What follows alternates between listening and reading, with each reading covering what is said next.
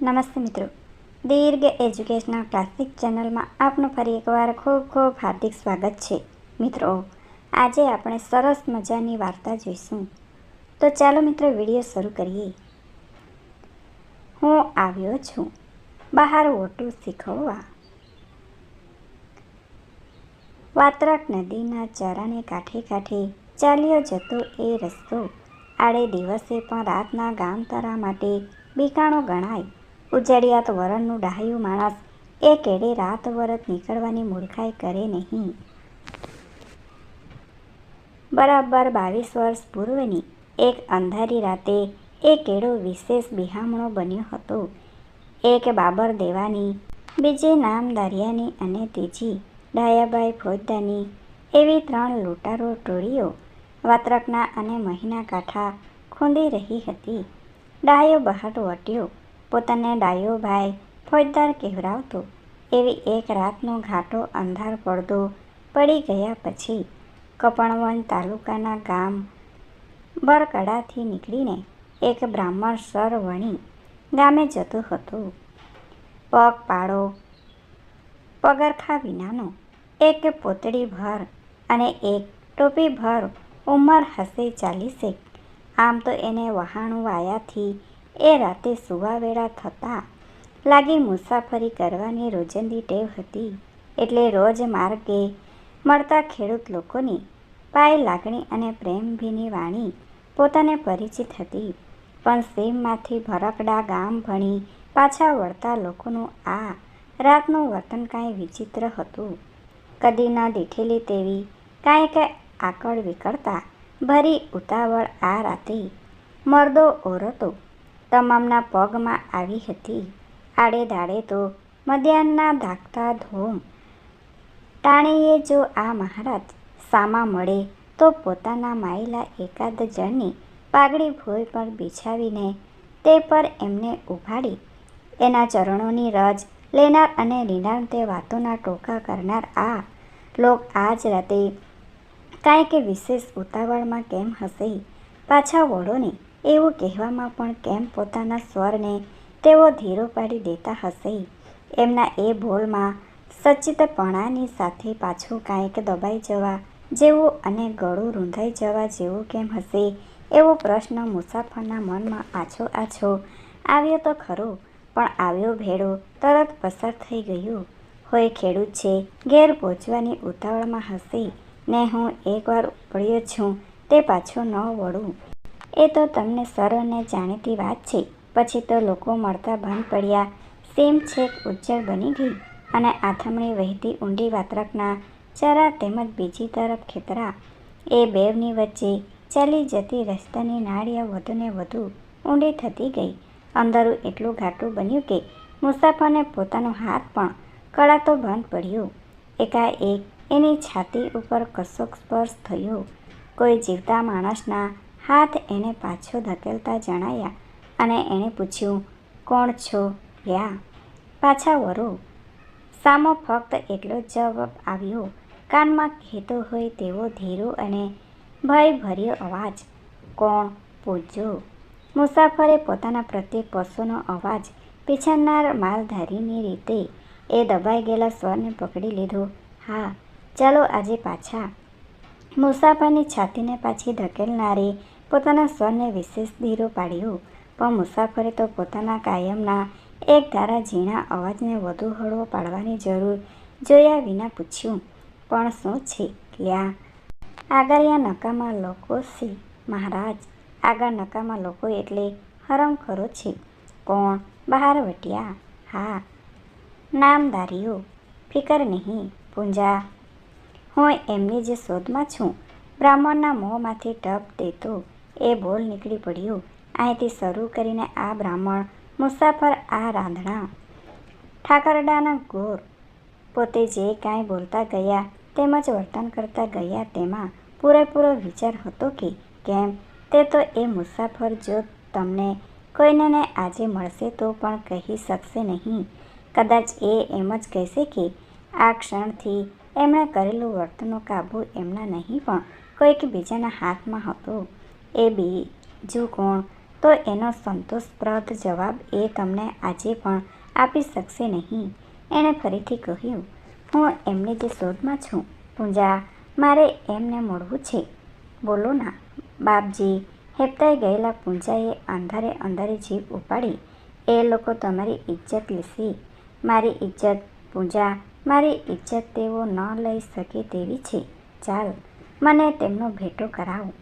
બોલશો ના બાપજી. હું તમને જવા પણ દઉં નહીં ને સાથે આવો પણ નહીં. એ લોકો તમારા પર કાંઈક કરે તો હું તમને બચાવી શકું નહીં, એટલે મારે મરવું પડે. પાછા હિંડો કહું છું એવા એ તમને બાન પકડી રોકી રાખશે. બાન પકડી? આ શબ્દએ મુસાફરના મગજમાં વીજળીનો ઝબકારો કર્યો. અત્યાર સુધી એને એ ઓસાણ જ નહોતું ગયું. એક જ વિચાર મગજમાં રમતો હતો કે ડાકુઓને ખપ લાગે તેવું કશું પોતાની પાસે નથી. પણ બાન પકડની વાતે એને જાગૃત કર્યા. બાન પકડે છે, બાનને છોડાવવા બદલ મોટી મોટી રકમો માગે છે અને મુદ્દાસર એ માગ્યા મૂલ ન મળે તો આ લૂંટારા બાનને ઠાર મારે છે. જાન ગુમાવવાનો તો સો ડર હોય, પણ એકાએક એને યાદ આવ્યું કે પોતાની કને કોઈક એવી અમૂલ્ય વસ્તુ છે કે જે ડાકુના હાથમાં વેડફી દેવાય નહીં. પોતાના પ્રાણ અત્યારે એના પોતાના નહોતા રહ્યા. પોતાની જિંદગીને એણે એક બીજે ઠેકાણે હોંડમાં મૂકી દીધી હતી. ત્યારે નહીં, પણ ત્યારથી 2 જ મહિના પછી એ પ્રાણનો ભોગ બીજે ચડાવવા માટે કોલ દસ્તાવેજ થઈ ચૂક્યા હતા. માથું તો બારડોલીના મહેતાને અર્પણ બની ગયું હતું. 1922ની એ સાલ હતી. મહાત્મા ગાંધીએ બ્રિટિશ સરકારને 2 માસની મહેતલ આપી હતી. હિંદને 2 મહિનામાં જો સરકાર સ્વરાજ નહીં આપે તો ગાંધી બળવો પોકારવાના હતા. ગુજરાત એ બળવાનો પહેલો બલી બનાવવાનું હતું. દેશવ્યાપી લડતના પહેલા તોરણ બારડોલીને બારણે બાંધવાના હતા અને ત્યાં સરકારની બંદૂકની ધાણી ફૂટવાની હતી.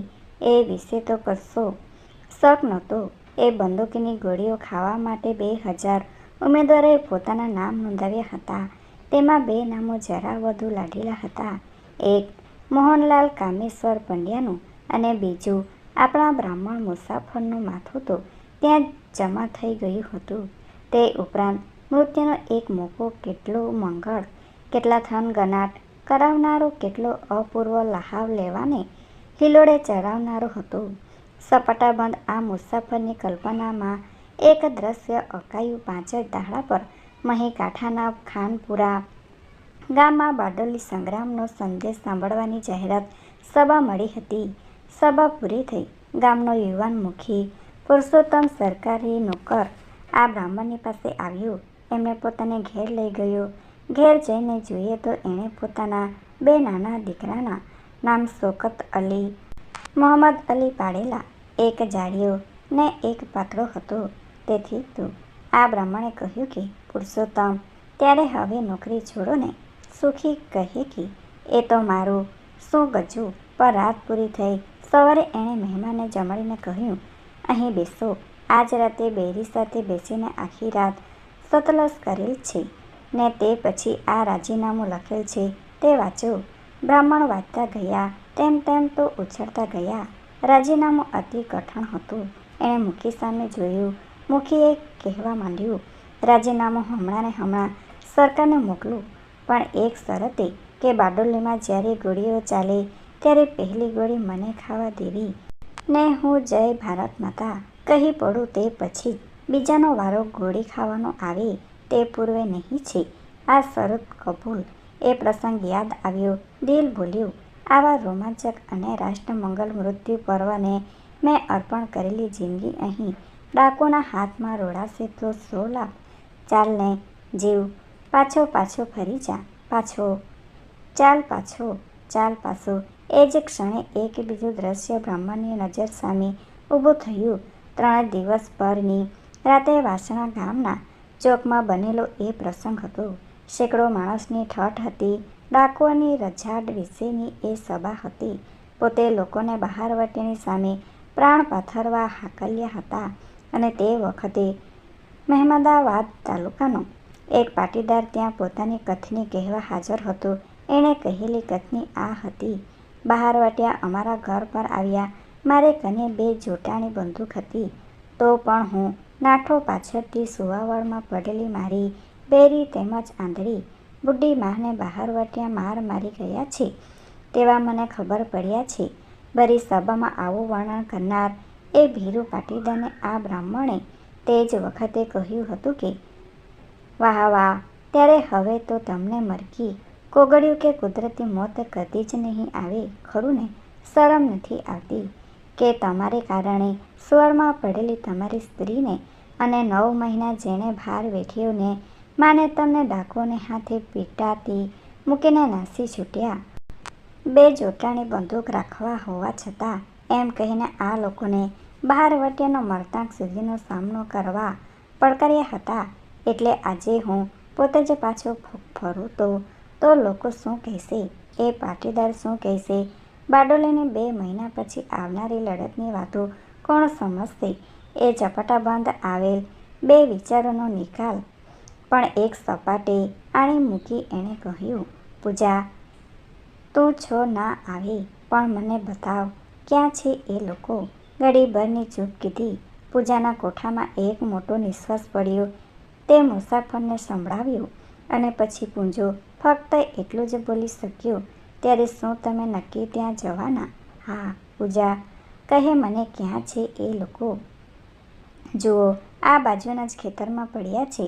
પૂજાએ ઉગમણી દિશાએ ઊંચી જમીન પરનું ખેતર ચીંધાડીને લાચાર અવાજે ઉમેર્યું: પણ જોજો હો બાપજી, આમ મેં તમને કહ્યાની વાત કોઈને કહેશો નહીં.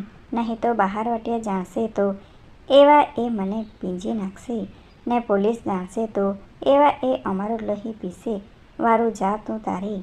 અંધારામાં પૂંજો જાણે કે ઓગળી ગયો અને મુસાફર એ કેળાની ઊંડી નાળિયામાં આગળ વધ્યો. થોડે છેટે જતાં એણે નાળિયાને કાંઠે એક ખેતરમાં ઝાપલી દીધી. પોતે ઉપર ચડ્યા. ઝાપલી પાસે પહોંચતા જ ઝાપલીની પાછળથી એક આદમી ઊભો થયો. પણ છંદ આદમી હતો. હાથમાં બંદૂક પકડી ચૂપચાપ ઊભો થયો. દારૂડિયાને અજવાળે સ્પષ્ટ વર્તાયું: માનવી જ્યારે મૂંગો રહે છે ત્યારે વધુ ભયાનક બને છે. ખડ ખડ ખડ ખડ. મુસાફર આ બંદૂકિયાને જોતાની વાર ખડખડાટ હસી પડ્યો.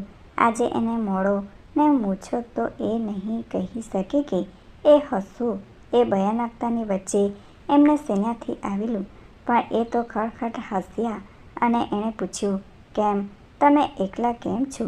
બીજા બધા કંઈ છે? આ ખડખડ હાસ્ય અને તેની પછી તરત આવેલો આ વિચિત્ર પ્રશ્ન એ બંદૂકદારને હેબતાવવા બસ હતો.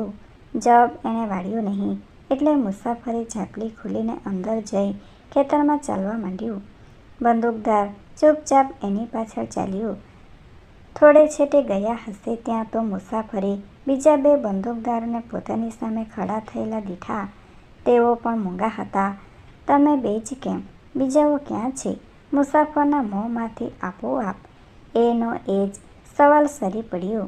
જવાબ કોઈએ વાળ્યો નહીં. પાછો મુસાફર આગળ વધ્યો એટલે 2 માંથી એક બંદૂકધારી મુસાફરની ડાબી અને જમણી બાજુ ચાલવા માંડ્યું. બીજો બંદૂકદાર તો એની પાછળ ચાલતો જ હતો. એવામાં એકાએક સામેથી અવાજ છૂટ્યો: ખબરદાર, ત્યાં જ ઊભો રહેજે, નીકળ ઠાર થશે. તરત મુસાફર થંભી ગયો. બોલનારને એણે થોડે દૂર દીઠો. ઘોડે બેઠેલો 3 બંદૂકદારો પણ મુસાફરની 3 બાજુએ ખડા રહ્યા. કોણ છે તું? ઘોડાની પીઠ પરથી ફરીથી સવાલ આવ્યો. બહારવટિયો છું. મુસાફરે જવાબ પાડ્યો. અહીં ચમ આવ્યો છે? થોડીક વાતો કરવા, તમારા સર્વજનને મળી લેવા. ક્યાં છે એ બધા? જવાબમાં ઘોડેસવાર કંઈ બોલ્યો નહીં. પણ 8-10-9 માણસો આવીને સામે ખડા થઈ ગયા. થોડીવારની ચૂપ કીધી પછી મુસાફરે કહ્યું: છેટે કેમ ઊભા છો? પાસે આવો અને બેસો. આજ્ઞાનું પાલન થતું હોય એમ એ 8-10 જણા મુસાફરની સામે ભોંય પર બેસી ગયા. 3 બંદૂકદારોએ બંદૂકો તૈયાર રાખીને 3 દિશા પકડી લીધી હતી. ચોથી સામી દિશામાં ઘોડેસવાર પોતાને સ્થાને ચોક્કસ નિશ્ચલ થઈ બેઠો હતો. ફરી પાછો દૂરથી ઘોડે સવારે પ્રશ્ન કર્યો, કોણ છે તું? કહ્યું નહીં કે હું બહાર વટ્યો છું. કોની ટોળીનો? ગાંધી મહાત્માની ટોળીનો. સામે કોઈ પ્રશ્ન આવ્યો નહીં. ટોળીવાળાનું નામ સાંભળતા ડાકુઓ મૂંગા બન્યા અને મુસાફરની જીપ એની મેળે જ આગળ ચાલી. હું ગાંધી મહાત્માની ટોળીનો એક સૈનિક છું અને તમને સાચા બહારવટાની રીત શીખવવા આવ્યો છું. કહેવા આવ્યો છું કે એમણે અંગ્રેજ સરકારની સામે બહારવટું માંડ્યું છે. આપણા બધા દુઃખોનું મૂળ આ પરદેશી સરકાર છે. સાચું બહારવટું એમની સામે કરવાનું છે. તમારા નાના બહારવટાથી કશો દાડો વળે તેમ નથી. આજથી 2 મહિને બારડોલીમાં સરકાર ગોળીઓ ચલાવશે. તમારે સાચું બહારવટું કરવું હોય તો ચાલો ગાંધી મહાત્મા કને. એ જ લોકોનું ભલું કરી રહ્યા છે. મુસાફર બોલી રહ્યો ત્યાં સુધી બારમાંથી કોઈએ શબ્દ સરખોએ ઉચ્ચાર્યો નહીં. પછી ઘોડેસવારે પ્રશ્ન મૂક્યો, ગાંધી મહાત્મા લોકોનું શું સારું કર્યું છે? જોયું નહીં અમદાવાદમાં? મુસાફરને હોઠે એક એવી હકીકત હાજર થઈ ગઈ જે ડાકુઓ પણ સમજી શકે. મિલના શેઠિયા મોજરીની રોજી વધારતા નહોતા. તે માટે ગાંધી મહાત્માએ લાંગણો ખેંચી અંતે વધારો આપી જ રહ્યા.